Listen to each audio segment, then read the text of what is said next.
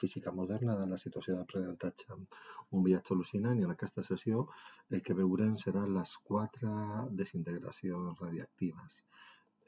L'esquema de la unitat que teniu aquí, surten les 4 desintegracions. Recordeu que només 3 d'aquestes comporten l'emissió de partícules i per tant són les úniques sobre les quals farem problemes. La darrera desintegració gamma només suposa l'emissió d'energia, de radiació d'alta energia. Veurem al final una taula resum de tot i sobretot farem aquest grup de problemes que teniu resolts a banda. Primer de tot, la desintegració beta la van introduir l'altre dia quan vam parlar de les desintegracions radioactives.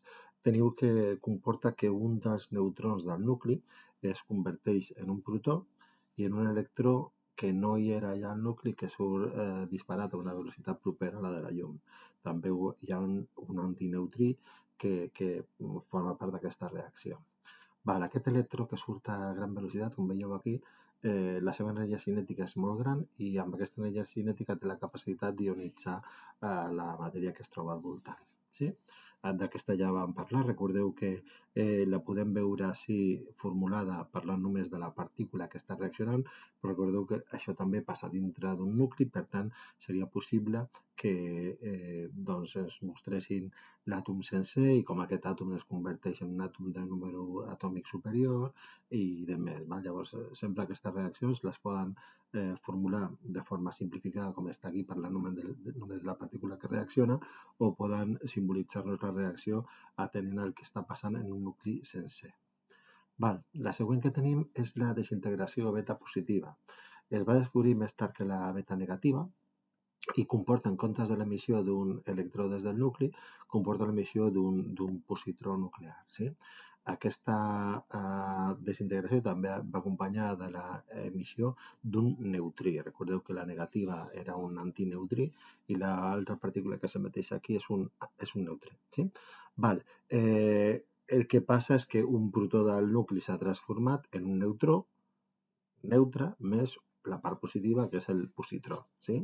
Llavors, un protó U es transforma en un neutró 0,1 i en un positró U positiu 0 més un neutrí que és 0,0.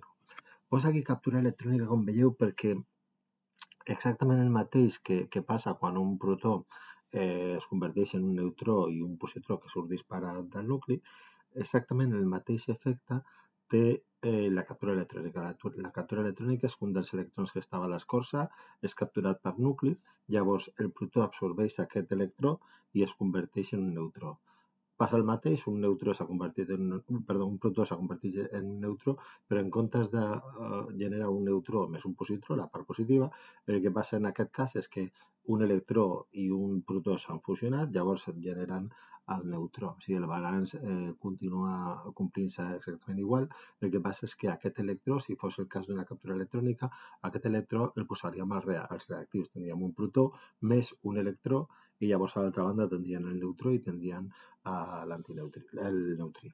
També veieu aquí que posa tomografia per emissió de positrons, les sigles en anglès PET, i això ho posen perquè justament una de les formes de fer radiodiagnòstic més modernes és la tomografia per emissió de positrons, que es basa fundamentalment en això. Tenim un emissor beta positiu i el que passa és que aquest emissor beta positiu, quan es va desintegrant, genera aquests positrons que surten a gran velocitat.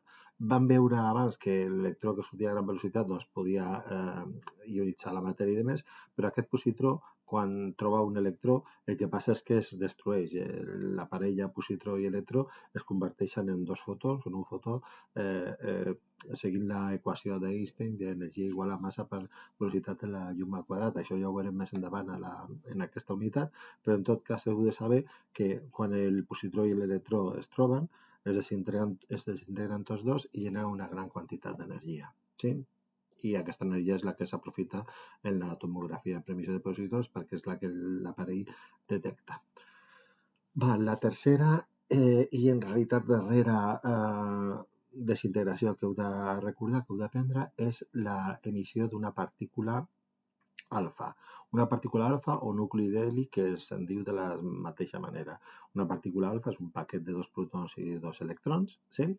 I aquest paquet de 2 protons i 2 electrons, quan veieu aquí que està simbolitzat en aquest cas un àtom, no és una no és en aquest cas un protó que es converteix en cap cosa ni un neutró que es converteix en cap altre, és aquest paquet de 2 protons i 2 neutrons que surt de l'àtom.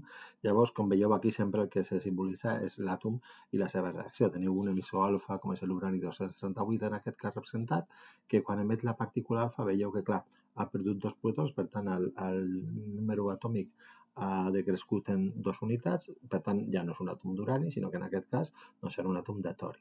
I veieu que el número màssic en perd 2 protons i 2 neutrons ha baixat en 4 unitats. Sí? Veieu també que la partícula alfa que tenim aquí es pot simbolitzar d'aquesta forma, amb el símbol de l'heli, un 2 a baix i un 4 a dalt. Sí?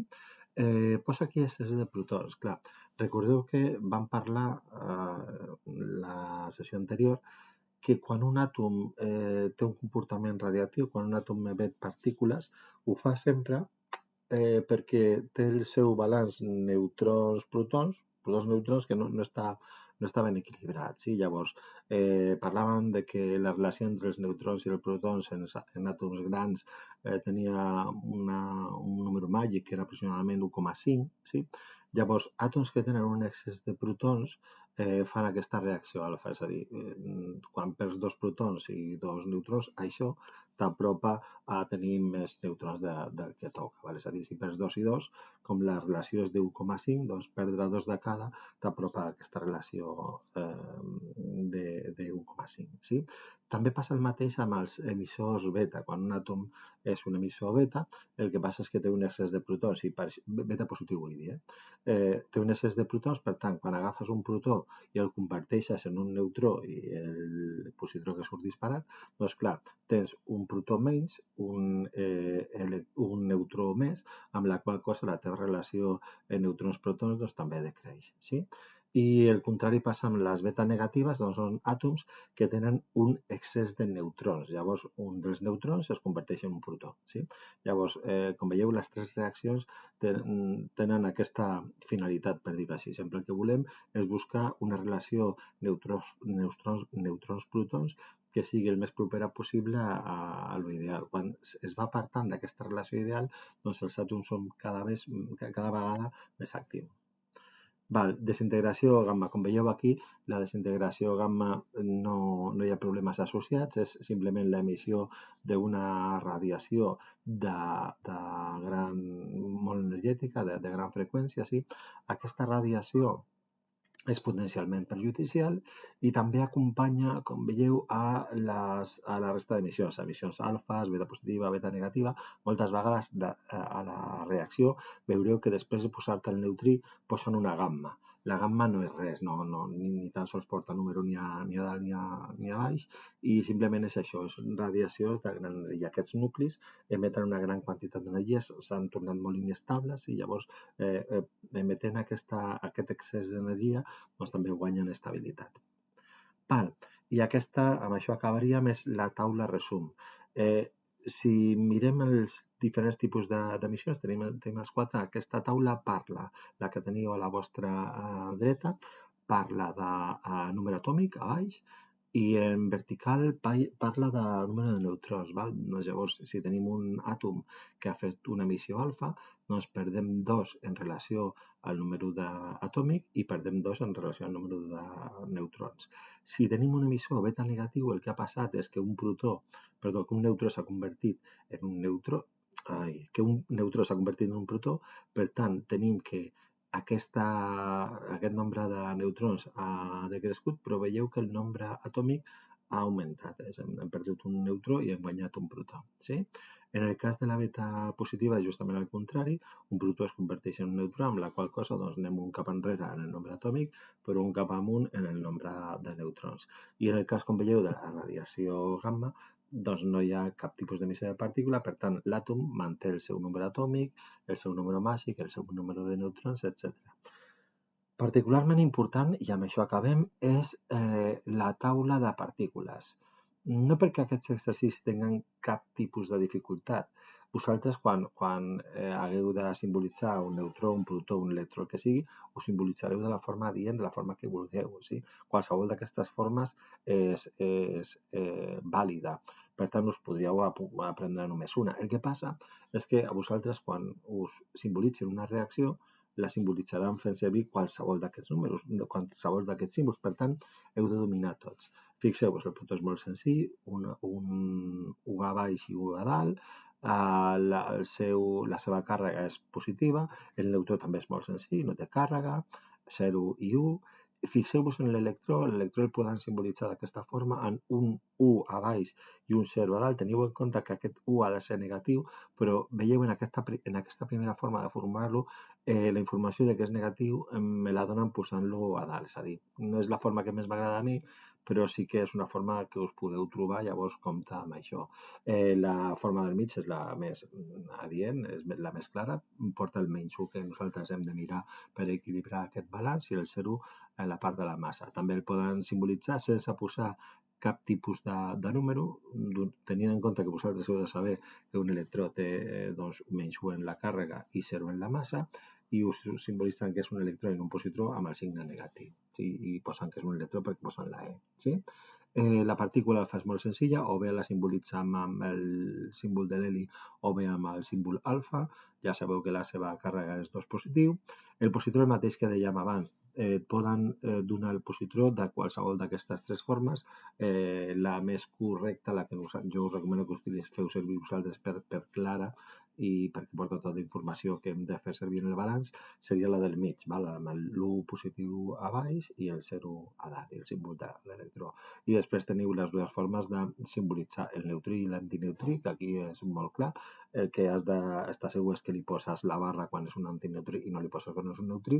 I d'altra banda, pot ser que et poden dir els números 00 o pot ser que no te'ls diguin, amb el símbol has de tenir clar que és un positró, que és un neutrí o un antineutrí, amb la qual cosa saps que no té ni càrrega ni massa. Sí?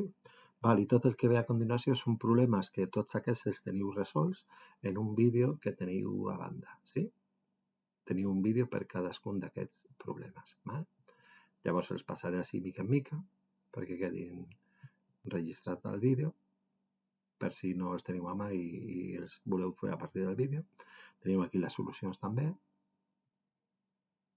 Aquesta taula periòdica és perquè us fa falta per saber quins són els àtoms fills que es van generant a mesura que es van fent les desintegracions, i això que veieu aquí són els exercicis que teniu proposats. Sí? Els exercicis els podem veure bé si anem a aquesta altra sessió, que sí que incorpora els exercicis que teniu de deures. Llavors aquests els teniu resolts a